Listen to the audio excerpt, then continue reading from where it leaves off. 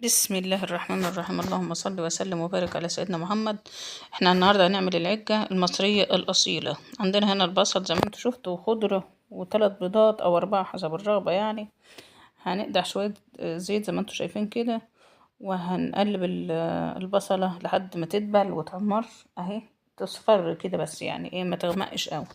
ونحط بقى هنا عندنا شوية طماطم يعني بتاع 3 4 حبات طماطم كده يعني مش كتير.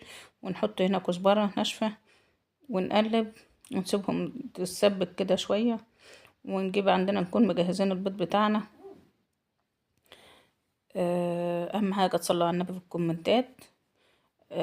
فضلا منكم وليس أمر. نحط بقى شوية فلفل أسمر على البيض زي ما انتوا شايفين كده، ونضربهم في بعض. 4 بيضات 3 بيضات زي ما انتوا شايفين اهو. ننزل بهم فوق التقلية بعد ما ايه، بعد ما تسبكت شوية كده إلى حد ما يعني. تمام. وبعد كده هنجيب بقى الخضرة اللي احنا غسلينها، طبعا نضيفلنا شوية خضرة مشكلين، سبت على بقدونس على كزبرة، المتاح عندك أو الموجود المتوفر ليكي يعني. ونحيقها بقى، نحط عليها الملح بتاعنا زي ما انتوا شايفين. اهم حاجه يعني ايه، اظبط الملح زي ما انت بتحبيه، حبيتي تحطي شطه براحتك، ما حبيتيش برضو براحتك، بيرجع لك انت. طبعا هنقدح شويه السمنه الزيت زي ما انتوا شايفين كده، وننزل عليهم بالطشه عشان العجه بتاعتنا ما تلزقش في الصينيه، وبعدين بتدي نفس حلو برضو للاكل اهو. زي ما انتوا شايفين ندخلها على ارضيه الفرن اهي، وبعد كده تخرطيها عشان تعرفي تقلبيها، وممكن ما تخرطهاش لما تطلع خالص براحتك برضو.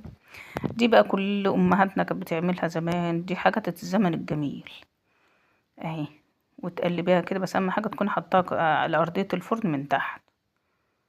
تمام اهو زي ما انتوا شايفين كده اهو.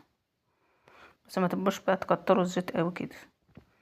وتقلبيها وتحطها تاني على ارضية الفرن. اما تعلقها في الرف اللي فوق اللي هو قدام الشواية على طول، هتحمر زي ما انتوا شايفين كده. وبألف هنا وشوفها، كان طعمها تحفة تحفة تحفة. شوية ورغيفين بلدي، طبق سلطة، وشكرا على كده. بروتين، خضار، حاجة يعني عظمة. أكلة الزمن الجميل. حط لايكات واشتركوا في القناة لو انتم مش مشتركين، واشوفكم في فيديو جديد.